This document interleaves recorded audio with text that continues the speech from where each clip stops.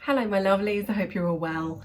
Today we're going to be looking at the Battle of Bamber Bridge, which is a town here in the UK.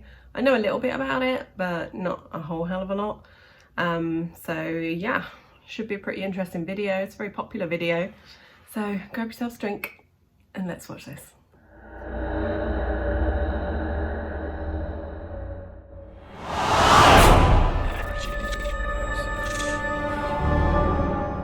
Ready?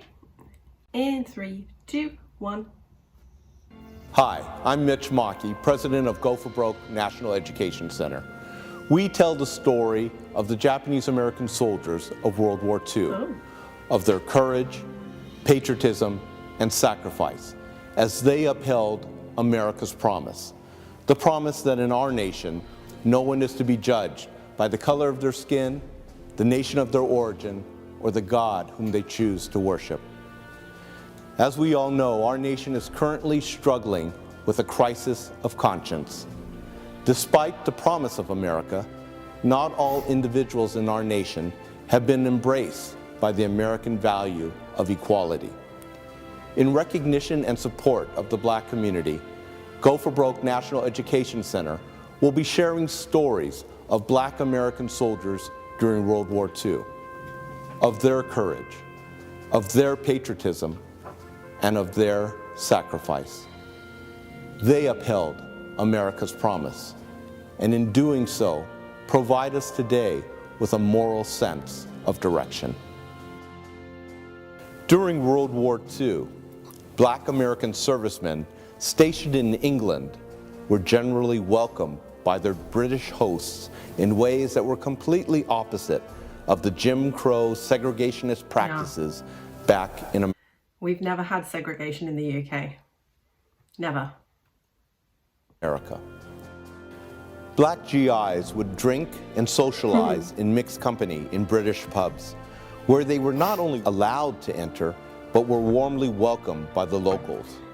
Black soldiers saw around them a very different reality from that which they faced at home, a non-segregated society where they were welcomed as fellow fighters against fascism rather than second-class soldiers. The U.S. Army authorities, however... It must have been really hard when they went back home, you know? Going back to a country where you are treated as a second-class citizen, or that must have been tough. Did not condone this equal treatment. No, apparently not. 1943. The 1511th Quartermaster Truck Regiment, a segregated Black unit, was stationed outside the town of Bamber Bridge. U.S. military authorities demanded that the town's pubs impose racial restrictions. Never gonna happen.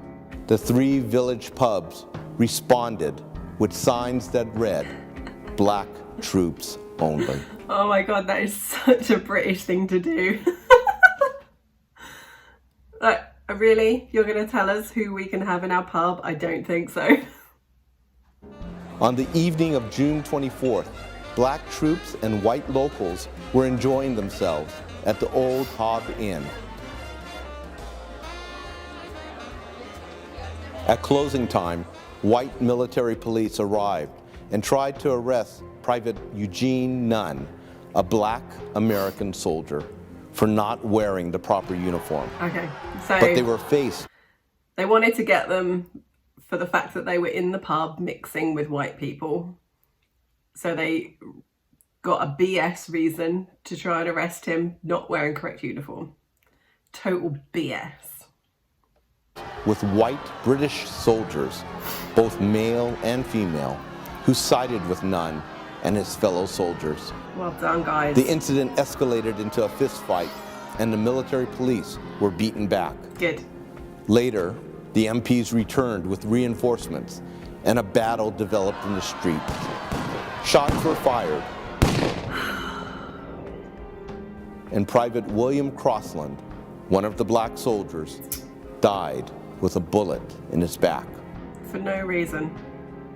4 other injuries to Black American soldiers occurred in a 5-hour confrontation, which ended at the Adams Hall Army Camp. The events of that night led to the death of one black soldier, significant injuries to several others, and the convictions of 27 black American soldiers, which would later be commuted for what? or overturned. Well, there you go. The events in Bamber Bridge highlighted the vexing paradox of race relations and prejudice at the time. Despite the open armed welcome from British citizens, the U.S. Army uniform provided no protection from the racist attitudes embodied by the U.S. Army authorities. After their service, black soldiers returned stateside with little tolerance for the pervasive and prejudiced Jim Crow laws. I'm not surprised. But they soon discovered once again that their service provided no protection from the discrimination and racial violence that still permeated America. The harsh reality was that some black veterans were to be lynched, a harrowing image of suppression and racial intolerance. The struggle for equality and social justice continues on today. We at Go for Broke National Education Center honor these black American soldiers of World War II who served and sacrificed for our nation. And we continue our commitment to ensuring America's promise. Well, there you go. Makes me very proud to be British. And there are some who try to claim that the UK is racist. We never have been, as far as I can tell. Obviously, there are racist people around, but they're a very tiny minority. And, you know, most people are treated equally. And, you know, when I was living in London, I was living in an area where white people were the minority. I mean, white people are the minority in London anyway, in terms of living. And, you know, I got called names and stuff, but apparently white people can't be victims of racism.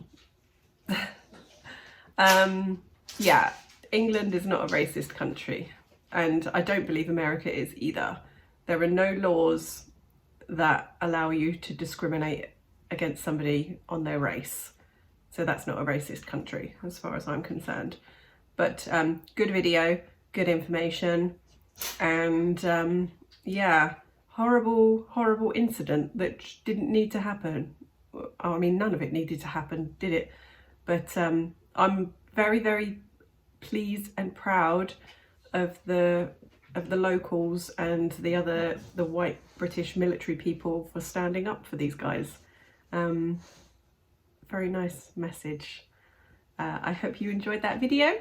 I'll see you very soon.